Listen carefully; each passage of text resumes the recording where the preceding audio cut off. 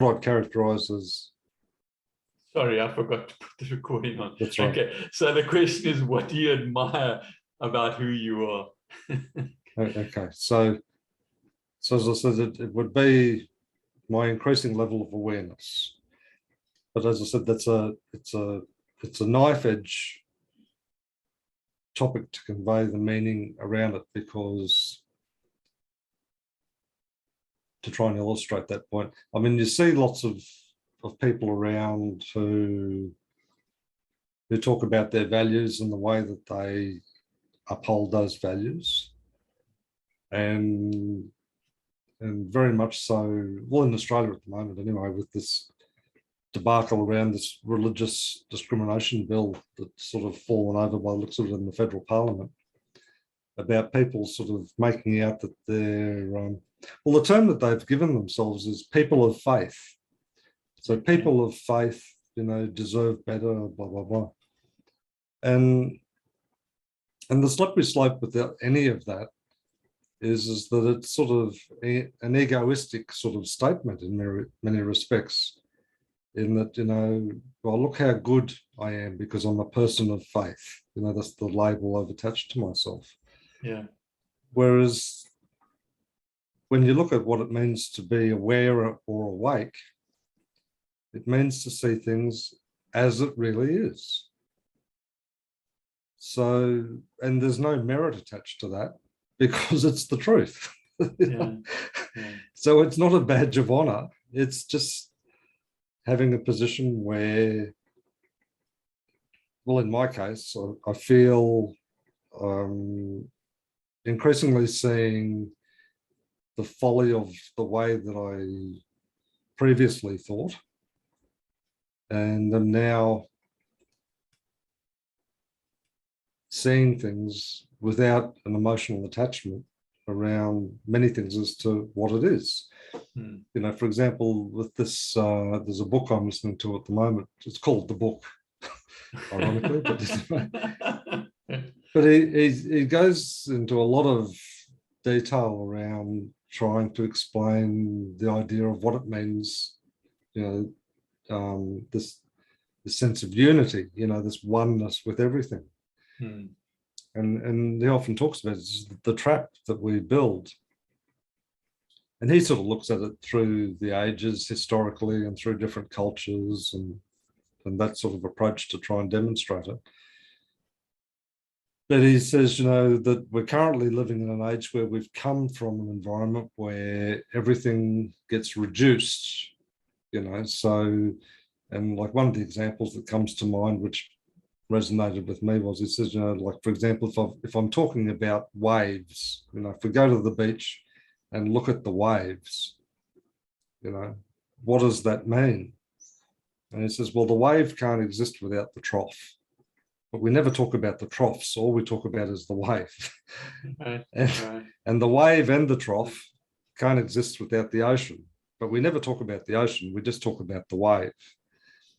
And he sort of says, so when you start to explore that way of thinking, no matter what the topic is,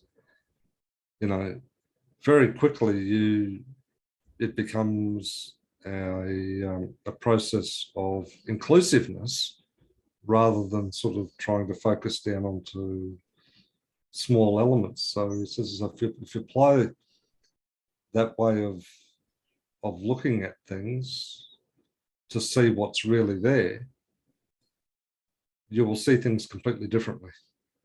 Right. And you're doing that at the moment. That's what you admire about yourself. Okay. Yeah, I think I've been working really hard on that for a long time. Yeah. And sometimes you see videos, and I know, like Sadhguru often gets asked the question about, oh, well, how do you know if you're making spiritual progress? As if there's like these milestones. Yeah. And it's not about progress in terms of, climbing a ladder or, ticking things off. It really is, very much a process of, so how clearly are you seeing things? Yeah. Then people say, oh, well, that's not very exciting. Like, how motivating is that? Like, there's no you know, like as from a consumerist perspective, there's no sort of goals for me to strive to or anything like that, you know. But then I'd at the same time argue though that, well, yes, there is, because if you can see things in a different light, and that light particularly being seeing things as they really are, then that's a huge step forward. Yes, yes. You know, it reminds me of what you said in our last conversation as well, which was profound, okay, absolutely profound. And that was keep things in perspective. Okay, so what you're saying here, you know, part of the awareness and the way forward, maybe, you know, historically, well, let's talk about you, because the question's to you, that maybe you didn't, you know, you went out of perspective and you sort of maybe were too emotional in a certain direction, or oh, well, that's right. I mean, even if I, and very much so, because even if I just think about, you know, my spiritual life, you know, like, you know, like over in the early part of it, you know, when I was sort of studying, you know, Christianity, you know, yeah, it was always about this issue of what's right and what's wrong, you know, and to identify whether something was right or wrong, it was always boiling it down to its elements, right, yeah. instead of building it up to its totality. Yes. Okay, yeah, the waves and the troughs and the ocean. Yeah, yeah. yeah. So a good wave needs a good trough, Yeah. which needs a good ocean, you know, to exist in. Yeah. Okay. You know, so, yeah. I mean, that's just a, you know, sort of a bit of a silly analogy, but it does have me have this sort of ongoing dialogue around, you know, am I seeing this clearly? The other example of it sort of follows on the heels of something we talked about a few weeks ago too, about, you know, that internal dialogue, you know, the internal, yeah, the voices, you know, which, you know, after I thought about it for a while was, well, which voice do you listen to? But then, you know, I started to question that approach to it, because it was going down the same path of which one's right and which one's wrong. right, yeah, yeah. You know, so it had me thinking about, okay, well, why do those voices exist? Well, they normally exist in response to something that's going on in your life, you know. So, and so, okay, well, what's going on? And it became less about, you know, what my intuition, or however you want to describe it, was sort of pointing, but it was sort of taking me back to, okay, well, what's going on? Just have a look, what's going on, you know? Right. And it also those other, and I wouldn't even call them tools or techniques, but I mean, part of the process of seeing what's going on was, you know, that idea of just being quiet. You know, so when the voices are quick to sort of point to this or point to that, or poor you, or what about this, or what about that, it was just like, no, just be quiet. You know, just be quiet. Yeah, yeah. Because you can't really see in a broad sense what is, you know, with all that noise. So yeah, just be quiet. And that's easy to say, but hard to do. Yeah. But it's also having the mind, being mindful enough to be able to say, no, just be quiet, just be quiet. Yeah, I like that word, mindful. Yeah. Yeah. So I think that would be something that I'm admiring In yourself. in terms of what's being important for me now. Yeah. Yeah, yeah, yeah. And not just as an idea, but something that I put into practice. Right, right, right. Okay. Well, I guess so, because that's what you admire about yourself. You're Well, that's right, conscious. and I think too, part of that, you know, is also a sort of a realization, and it's a sort of a complex mosaic in one sense, because like part of the realization is okay, well, say for example, I mean, and don't know because it's just a speculation, but say for example, I've got another 20 years on this planet, Hmm. you know, then part of that approach will then say, well, but you've got an eternity presumably off the planet, Right, right. out of time, and Right. that's a term that Sadhguru talks about. He talks about big time and the here and now time. So the here and now time being, you know, the cyclical time. So, Sure. you know, what's happening in the next 24 hours, what's happening in the next 60 seconds, what's happening in the next 60 minutes, what's happening in the next, you know, 9 years or whatever. Whereas the big time, as he refers to it, although he's got an Indian term for it, which I can't recall at the moment, but and he refers to it as the big time, Right. which is not time in the sense that there's space. And that's how he describes the cyclical time, is that cyclical time creates space, you know, because it, for time to exist, it needs to operate. The space is a consequence of it. Whereas in the big time, there is no cyclical time and there is no space. Hmm. You know, so it's and I don't, that's where words get confused when you sort of think Here and about now. how, It's only now. well, it's that, but it's also like that pure consciousness, you know, that, Right.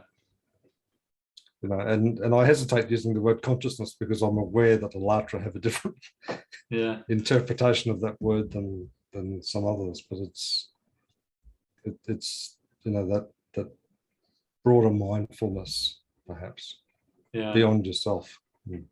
Yeah. Yeah. Total darkness. Well, that's right, and in the seeing what is as you ladder up through that, you know, you see, you know, close to you, you see these people that I like and there's people that I don't like. Hmm. But then you can say, but they're both expressions of what is. Yeah. And then you can sort of move to the next, and then the next, and the next, you know, to Hmm. Hmm. see what is. And as you go along that way, you can sort of check in with yourself to say, okay, well, you know, so how does that feel? Seeing something as this, Right. or seeing something as that, you know. So, Hmm. Hmm. mm. Okay. So Okay. yeah, so it's and it's sort of interesting too, because it's not something that I would say has been necessarily taught to me. It's something that I just have increasingly become aware of. Yeah. And as I've studied, like, you know, different people that I, you know, admire their work, they provide individual pieces to the jigsaw rather than the bigger picture of, you know, where I'm at, Right. Right. you know, in that sense. Yeah. And it's a tricky thing. I mean, it's a moment by moment thing, you know. Hmm. Hmm. You know, But you're aware something of can it. happen. Okay. Yeah. Well, that's right. You know, That's like, you that's know, the essence of it. Yeah. yeah, Yeah. yeah, Yeah. yeah. The door is always there to access. Yeah. Mm, Yeah. mm. So, what about you? What do you admire most about yourself at the moment? uh, I actually asked that Sue that question over at lunchtime. Okay, and she thought about it. Said absolutely nothing. Okay, there's nothing. Okay, and I thought that was also interesting response. Okay, and I sort of edged on and edged on, but no.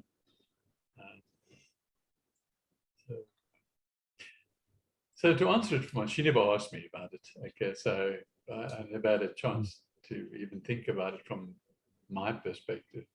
It was just an idea that came up through other circumstances. And yeah, I admire how I have moved, and I think really what we've been discussing very recently is an example of that, is that I have managed, I'm using your words, to keep things in perspective, okay, which I never used to be able to, okay, but I'm aware that for a number of years, I've been really helping people because I keep things in perspective. Okay, not talking about from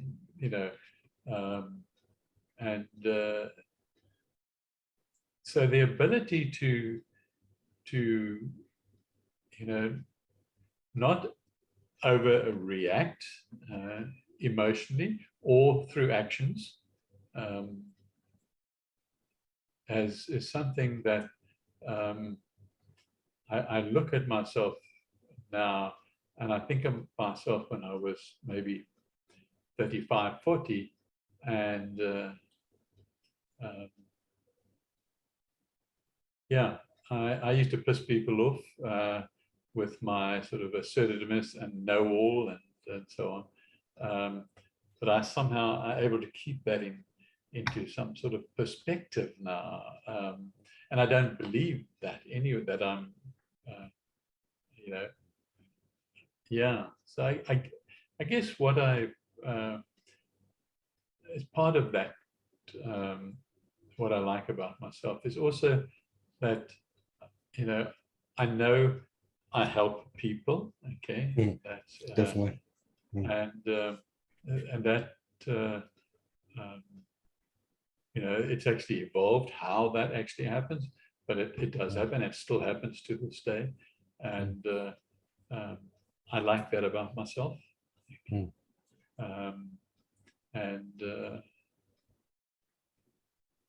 Yeah, I also like that I am still to this day a father, that I've liked that about myself, is that I've been a father with certain, let's I don't know, call them rules or authenticity, and so what I like about myself is that I am and have been a good father, okay, from my perspective. It's what I like about myself, okay, and whether other people give me feedback on that or not is not important. And so each aspect of my life has been a really, as the kids were growing up, always there for them, okay, and always sharing information, many times in sort of story form, or creating an environment in a story that then shares that, okay, and so yeah, I've liked that aspect about myself, and I think that probably is like on the top of the evolving spiritually, is, but I think those sort of things are in a way actually linked to one another, like keeping things in perspective is linked with as you reach, you say, you mentioned, there aren't any goals in spirituality. And Logos talks about milestones in spiritual involvement. Okay? And so basically, 5 milestones while you're here in the physical world, evolving spiritually. And he writes quite a lot about that. And, I'm very aware of it as well. And, so I think that's helped me keep things in perspective. And I only really met Logos, I don't know what it was now, 20 years ago or something. So the last 20 years, that has sort of given me some sort of yardstick. So yeah, that's my answer to the question. Yeah. Very good. Very good. Did you see that email there through the week from Douglas Rushkoff, by any chance? You've sent me one about 2 weeks ago. Was it? I might have done. Eh? It wasn't this last week. Did you send me one this last week? No, I haven't sent it to you, but there was one that I saw came in. I actually haven't finished reading all the links and that to it as yet, but there was one that came in through the week where he was talking about the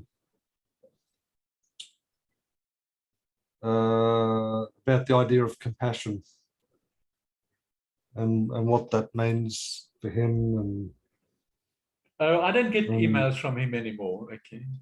Oh, okay. Okay, so that's what you mean. Did I get one from him? No. So he was talking about here, like the survival of the richest, and he's written a book, and it's actually called that, Survival of the Richest, the Tech Elite's Ultimate Exit Strategy. Okay. And he's basically saying how, how the tech billionaires' escape plans, and for rebooting civilization, have gone from, scarily plausible to laughable, so. And I think what he's probably referring to is, the free fall that Zuckerberg's had in Facebook, and,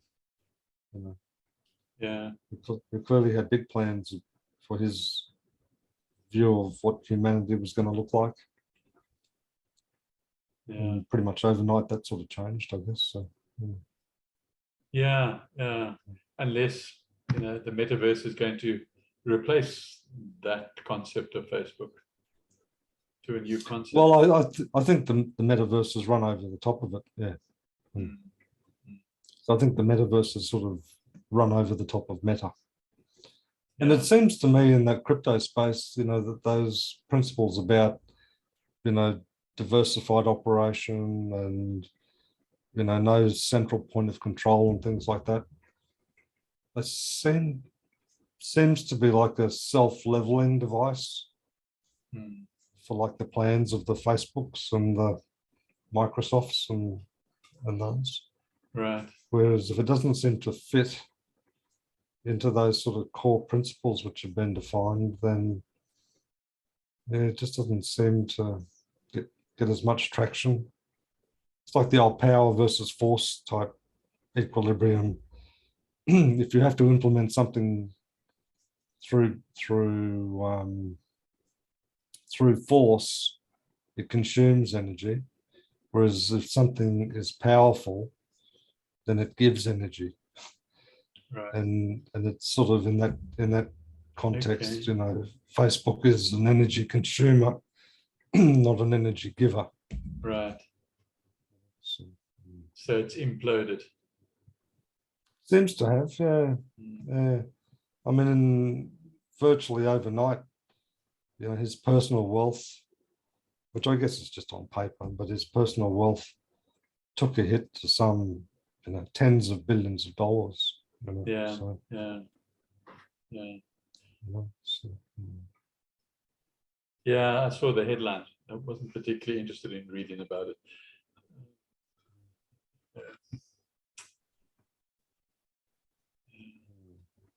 I did a class. but maybe it's part of that reset, where there's going to be new metrics for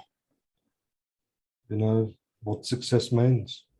Yeah, There won't necessarily be a dollar measure, other than maybe shared prosperity rather than individual prosperity. So,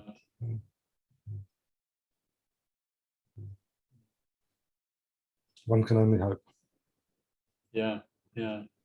Mm. I think it's a pretty reasonable conclusion. Mm. Yeah.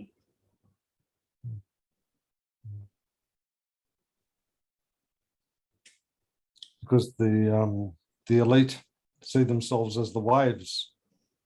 Yeah. And as we know, a wave can't exist without a trough. Yeah. It's interesting to see how across the planet, how many groups or masses of people are taking to the streets. Okay. Mm. Um, Big time, isn't it? Everywhere. Yeah, everywhere. Yeah, including here in Perth. Everywhere. And truckers also getting involved. Well, it's pretty much brought Canada to its knees, hasn't it? So absolutely. And I don't know if you saw the court case about the truckers in Canada. Okay, the police confiscated all the fuel of the truckers. Okay, and the truckers took the police to court, and the court said they've got to give back the petrol. That I found also interesting. Okay. So yeah, and now they're truckers, assembling all over the United States.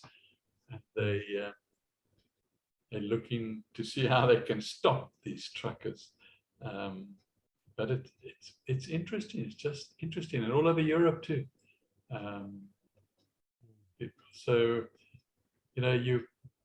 I don't think you're going to easily change the world through the ALLATRA method, but I think you could easily change the world through this type of action. Okay, I mean, you can bring a government to its knees. Okay, then somebody must wake up.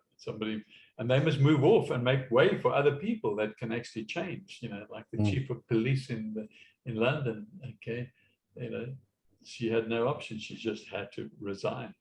And so we'll see who replaces her. And so there's a lot. There's a lot going. We'll see if Russia actually gets into Ukraine. looks like it, doesn't it?